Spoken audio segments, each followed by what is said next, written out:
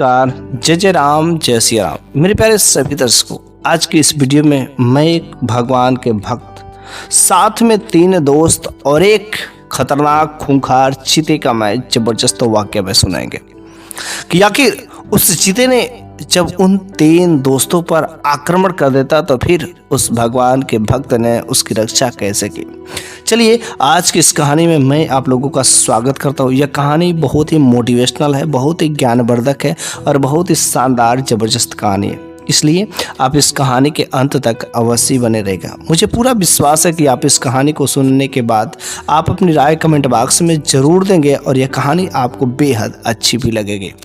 तो चलिए मैं उस वाक्य को शुरू ही कर देते हैं। तो एक बार की बात है कि बहुत पुरानी समय की बात है कि एक गांव में 3 दोस्त रहते थे, लेकिन उस गांव के बगल में ही एक जो है घनघोर जंगल भी था। तीनों दोस्त जंगल से जाते थे, लकड़ियां काट करके लाते थे और उन लकड़ियों को बेचते थे और बेचने के बाद जो कुछ भी पैसे मिलते थे उसी से अपना रोजी रोटी चलाते थे। उनके पास इतने सारे ढेर सारे धन दौलत जायदाद तो नहीं थे, बस इतना ही मिलते थे जिससे वे तीनों लोग आपस में उनका रोजी रोटी अच्छे से चल सकता था। तीनों दोस्त आपस में बड़ी ही पड़ती थी, आपस में जीने मरने का भी वादा था कि हम लोग कभी आपस में छोड़ करके कहीं नहीं जाएंगे, साथ में ही सब कुछ करेंगे। बस इस तरीके से उनका गुजारा चलता था।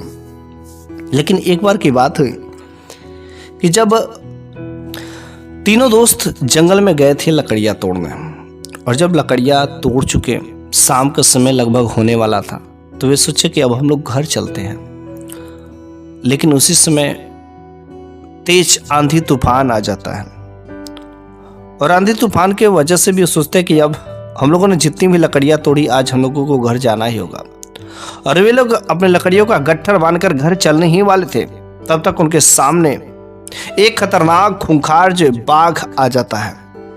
उसके मुख पर खून लगे हुए थे और जैसे तीनों लोग जब उस बाघ को देखते तो वास्तव में उनके पैरों तले जमीन खिसक जाती, डर जाते हैं।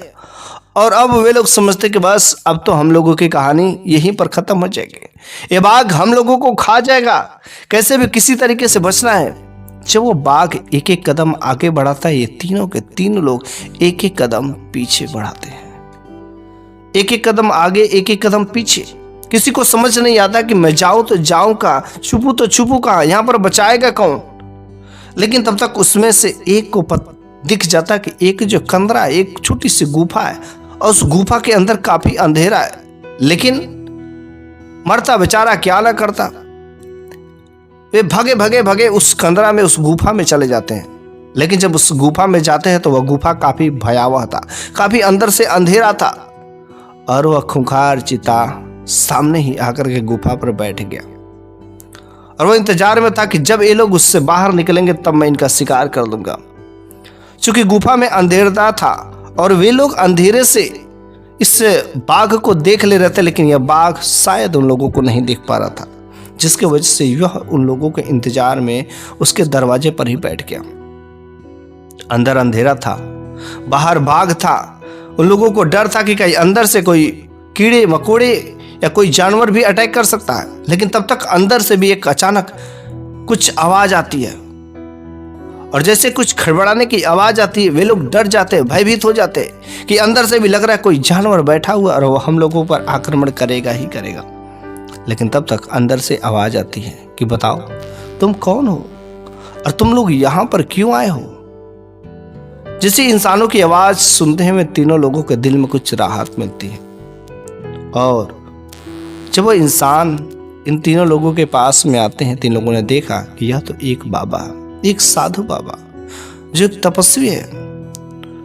उस साधु बाबा ने कहा तुम लोगों ने मेरा तो ध्यान भंग कर दिया, लेकिन तुम लोग अपनी जान बचाने के लिए यहाँ पर छुपे हो, लग रहा है कि तुम लोगों के ऊपर कोई खतरा है। तो उसने कहा हाँ बाबा, देखिए ना बाहर चीता, एक बाघ बैठा हुआ, एक खूंखार, देखिए उसके मुख पर जो खून लगा हुआ।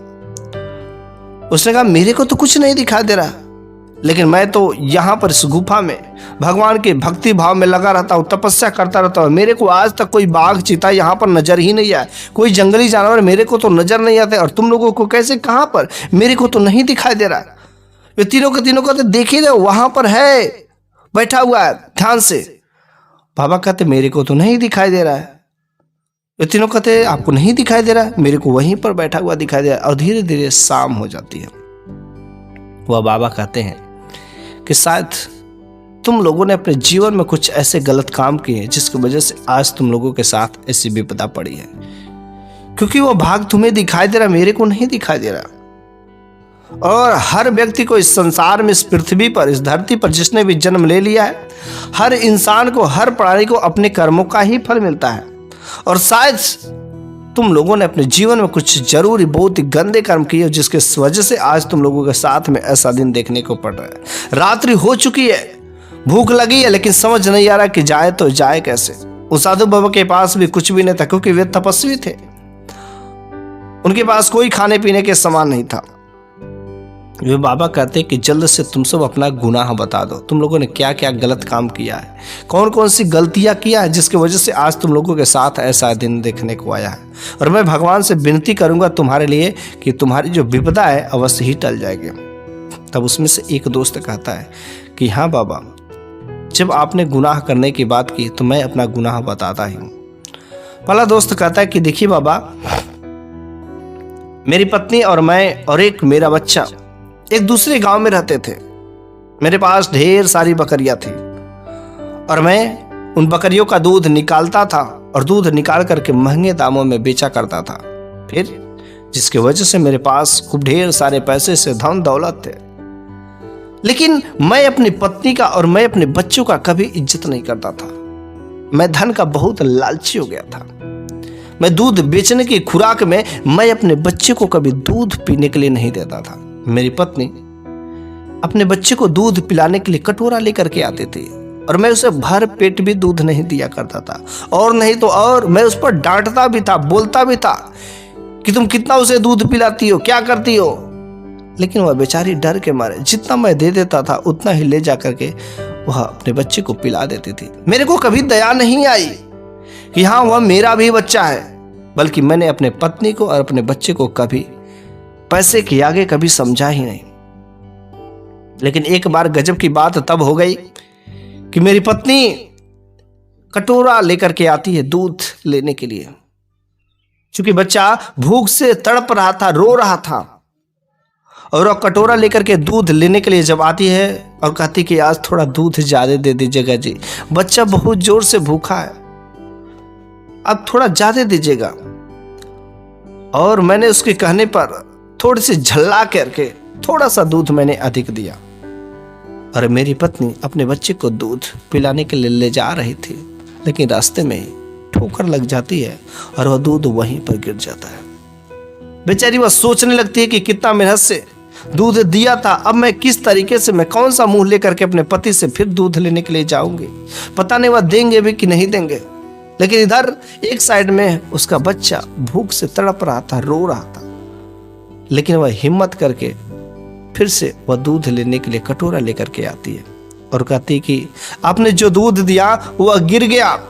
लेकिन जैसे ही गिर गया मेरे को पता चलता कि मेरे को बहुत जोर से गुस्सा आता है, और मैं उससे कहता कि तुम झूठ बोल रही हो, बहाना बना रही हो, अरे तुमने ही दूध पी लिया होगा। और कह रही कि दूध गिर गया, जाओ, मैं दोबारा दूध देने वाला नहीं हूं, कुछ भी हो जाए जाओ। मैं पैसे की खुराक में, पैसे की लालच में मैं दूध दूसरे को बेच देता था, लेकिन अपने पत्नी को सही तरीके से दूध नहीं देता था अपने बच्चे को पिलाने के लिए। बेचारी वह पत्नी गिड़गिड़ाती रही, चरणों में गिर पड़ी कि थोड़ा सा दूध दे दीजिए, बच्चा भूख से मर जाएगा। लेकिन मैं अपने पत्नी की बातों में एक ना आया। मैं अपनी पत्नी से ही कहा कि तुम मुझे पैसे दो तो मैं तुम्हें दूध दूंगा। बेचारी के पास पैसे तो नहीं थे, क्योंकि मैं उसे कभी देता ही नहीं था। और वह पत्नी अपने बच्चे के पास में गई, भूखे रोए जा रहा था, रोए जा रहा था, रोए जा रहा था, लेकिन रोते रोते रोते कुछ ही समय में उसका रोना शांत हो जाता है, क्योंकि वह बच्चा अब इस दुनिया में ही नहीं रहता, उसके प्राण पखेरु उड़ जाते हैं। लेकिन जब मेरे को पता चलता है कि बच्चा मर गया, भूख से मर गया, तड़प तड़प के मर गया, मेरे का अंदर का दिल का 1% भी उसे दया नहीं आती है, कष्ट नहीं होता है। और फिर वह पत्नी कहती कि इस पति के साथ में रहने से अच्छा है कि मैं बिना पति के ही रहूं, क्यों ना मैं मर जाऊं, क्योंकि उसके हाथ में उसका बच्चा दम घुट घुट करके जान दे देता है, दम तोड़ देता है। वह पत्नी उसी दिन मेरे को छोड़ करके चली जाती है, हमेशा हमेशा के लिए। फिर शायद मेरी पत्नी और मेरे बच्चे की बद्दुआ मेरे साथ में लगती है, और धीरे धीरे जो बकरियां थी वो बकरियां दूध देना बंद कर देती हैं, और एक एक करके एक बीमारी चलती है बकरियों में, और वह बीमारी ने सारे के सारे बकरियों को खत्म कर दिया। और फिर जब बकरियां खत्म हो गए तो मेरा पैसे कमाने का रोजी रोटी खत्म हो गया, मैं भिखार हो गया, मैं कंगाल हो गया। और फिर मैं इस दोस्त के साथ में आकर के जंगल से लकड़ियां काट करके बेचने लगा। तो साधु बाबा ने कहा चलो ठीक है, तुमने भी अपने पत्नी और अपने बच्चों के साथ में बहुत अच्छा, बहुत नेक काम किया है, वाह, तुम्हारी तो काम की तो दांच देनी पड़ेगी। उस साधु बाबा ने दूसरे उस दोस्त से कहा चलो ठीक है, अब तुम बताओ, तुमने अपने जीवन में ऐसा कौन सा कारनामा किया है जिसकी वजह से आज तुम्हारे साथ में ऐसा दिन देखने को पड़ा है। दूसरा व्यक्ति ने कहा बाबा, मैं भी जब अपनी जवानी में था तो मेरे पास खूब ढेर सारे पैसे थे, मैं एक गांव में रहता था और वहां पर खूब अच्छा खासा मेरा कारोबार चलता था, मैं एक ठेकेदार था, मेरे अंडर में, मेरे गिरोह में बहुत ज्यादा लोग काम करते थे, मैं एक ठेकेदार था।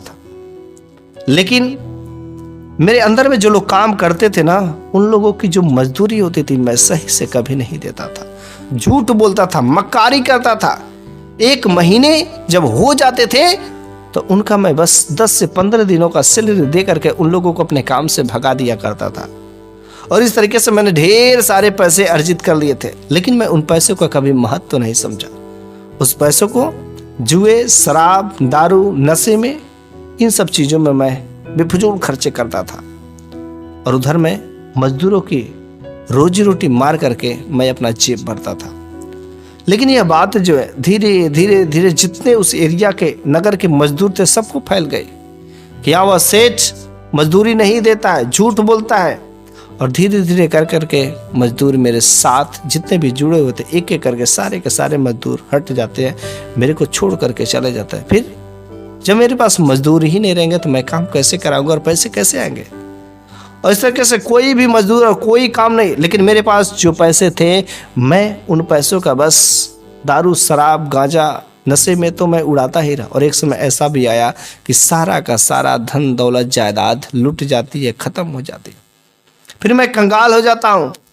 तब साथ में मेरा जो दोस्त है, मैं इसके साथ में आ जाता हूँ, फिर से अपनी रोजी रोटी करने के लिए बस यही जंगल से लकड़ियाँ काटता और बेच करके अपना जीवन बिताने लगा। मैंने जीवन में कभी अच्छा कर्म नहीं किया। उस साधु बाबा ने कहा तीसरे दोस्त से, अरे भाई, तुमने ऐसा कौन सा नेक काम किया है, कौन सा गुनह काम किया है कि जो आज तुम्हारे साथ भी ऐसा देखने को मिला। तीसरा दोस्त ने कहा कि बाबा जी, मैंने भी अपने जीवन में कोई अच्छा कर्म नहीं किया। मेरे मम्मी पापा के मर जाने के बाद मेरे पास इतना सारा ढेर सारे धन दौलत जायदाद थे, कोई बोलने वाला नहीं, बिल्कुल मैं स्वतंत्र उन पैसों को खूब उड़ाता, दारू, नशा, गांजा, जो चाहे वह करता। और धीरे धीरे मेरे के तो बस जो सुंदर सुंदर लड़कियां दिखती थी, औरतें दिखती थी, महिलाएं दिखती थी, उनके साथ रात रंगीन करने में मजा आ गया। मेरे अंदर का शैतान जाग गया, मेरे अंदर का हैवानियत जाग गई कि मैं उन महिलाओं को, उन लड़कियों को कितना भी, कैसे भी, कितना पैसा देना पड़े, बस उनके साथ रात रंगीन करनी थी तो करनी थी। यह गलत आदत मेरे अंदर बैठ गई, और जिसके वजह से एक एक करके मेरे धन दौलत लूटते रहे। एक बार गजब की बात तब हुई कि जब मेरी एक कजिन थी, लगेगी तो मेरी बहन, लेकिन मेरी नजर इतनी खराब हो चुकी थी कि मैंने अपने कजिन को भी नहीं छोड़ा। मेरी कजिन इतनी खूबसूरत थी, मैंने उसके पास गया और कहा कि देखो, शायद तुम मेरे बारे में जानती होगी कि मेरा दिल जिसके ऊपर आ जाता है मैं उसको छोड़ता नहीं हूँ, किसी भी दाम पर मैं उसे ले ही लेता, उसके साथ रातें रंगीन तो कर ही लेता, और मेरा दिल देखो आज तुम पर आ गया। वो कजीन कहती करी तुम तो मेरे भाई लगोगे, क्या तुम ये नीच सोच मेरे साथ रख सकते हो? ऐसा मैंने कभी सपने में भी नहीं सोचा था। मैंने कहा कि अरे छोड़ो, तुम्हें जो चाहिए मैं सब कुछ दूंगा, बस तुम मेरे साथ एक रात बिता लो। वो कजीन बिल्कुल ही इसकी बातों को इतना बुरा मानती है कि एक थप्पड़ उसे मारती है। और जब वो थप्पड़ मुझे लगता है तो मुझे ऐसा लगता है कि मेरे इतना अपमान, आज तक किसी लड़की ने मेरे को एक थप्पड़ नहीं मारा, एक बार बोलने की कोशिश नहीं की, और मैं अब इसे किसी भी हालत में पा करके ही रहूंगा। दूसरे दिन उसके मम्मी पापा कुछ समय के लिए घर छोड़ करके कहीं गए थे और वह इसी खुराक में था। फिर तीसरे दोस्त ने कहा कि बाबा, मैं उसको अकेला पा करके उसके कमरे में गया और जबरदस्ती अपनी प्यास बुझा लेता है, और फिर शायद उसी की बददुआ लगती है कि मेरी जो सारी प्रॉपर्टी रहती, धन दौलत जो भी रहता, सब एक एक करके लूट जाते हैं, और फिर मैं कंगाल हो जाता हूँ, और अब इन दोस्तों के साथ में लकड़ियाँ काटता हूँ और फिर से मैं बेचता हूँ, और आज मेरी हालत ऐसी हो गई है। उन बाबा ने कहा चलो ठीक है, तुम लोगों ने तीनों अपनी अपनी जो भी गलती की उसको मेरे से बताया, लेकिन मैं भगवान से प्रार्थना करता हूँ, विनती करता हूँ कि यह जो बाघ है, यह जो चिता है, जो खूंखार है, तुमको अपनी खुराक की नज़र में बैठाया हुआ है, वह अब यहाँ से चला जाएगा और तुम्हारे पर कभी भी आक्रमण नहीं करेगा। लेकिन अगर तुम अपने जीवन में सही सलामत रहोगे, भगवान की प्रार्थना करोगे, भगवान से विनती करोगे, उनकी पूजा अर्चना करोगे, तो तुम्हारे जीवन में कभी संकट नहीं आएगा, सही सलामत सब कुछ चलना शुरू हो जाएगा। दूसरों को सहायता करोगे तो। और इस तरीके से वह तीनों के तीनों दोस्त अगले सुबह वहाँ उस गुफा से बाहर निकल करके आते हैं। वहाँ पर कोई बाघ नहीं, कोई चिता नहीं। बहुत ही खुश होते हैं कि अब मेरे ऊपर बाघ आक्रमण नहीं करेगा, क्योंकि उस बाबा ने ऐसा कहा है। लेकिन जब वो तीनों दोस्त गांव में जाते हैं तो एक अफवाह फैला देते हैं कि इस साइड में भी एक बहुत ही खूंखार बाघ आ गया, और मैं किसी तरीके से जान बचा करके भाग करके हम लोग आए। कोई भी आज के बाद जंगल में लकड़ियां तोड़ने नहीं जाएगा। बस इस तरीके से पूरे गांव वाले डर जाते हैं और कोई भी अब जंगल में लकड़ियां तोड़ने नहीं जाता। 3 दिन 4 दिन बीत जाते हैं और ये तीनों के तीनों दोस्त हिम्मत करके, चूंकि अंदर तो थोड़ा बहुत डर था ही था, वे जाते जंगल में लकड़ियां तोड़ने। जब जंगल में लकड़ियां तोड़ करके लाते हैं तो सबके पास लकड़ियां खत्म हो चुके थे। लकड़ियां सबको चाहिए थी और उनकी लकड़ियों का लूट पड़कर उन लकड़ियों को वह ऊंचे ऊंचे दाम में भी बेचना शुरू कर दिए। और इस तरीके से वह जो धीरे धीरे करके जंगल से लकड़ियां लाते और बेचना शुरू कर दिए। किसी की हिम्मत अगर होती भी थी तो वे तीनों के तीनों मिलकर उसे डरवा देते थे, कहीं रास्ते में मार देते थे, जिसके वजह से, जिसके डर से उस गांव का दूसरा किसी की हिम्मत नहीं होती कि जंगल में जाए और लकड़ियों को तोड़ करके लाए। ये लोग इतना डर पैदा कर दिए थे उन गांव वालों में। और जब इन लोगों के पास पैसे आने शुरू हो गए, उन लकड़ियों को बेच बेच करके काफी ढेर सारे धन दौलत भी कमाए, तो ये लोग जो फिर से उस पैसे को बेफजूल खर्चे करना शुरू कर दिए। फिर से वही काम, दारू शराब, लड़कियों के साथ रातें रंगीन करना, एक एक गलत काम करना शुरू कर दिए। और वो अपने आप को मानने लगे कि भगवान कहीं कुछ नहीं होता है। देखो, मैं भगवान की ना तो पूजा करता हूँ, ना आराधना करता हूँ, ना मैं उसको मानता हूँ, लेकिन आज मेरे पास धन दौलत सब कुछ है।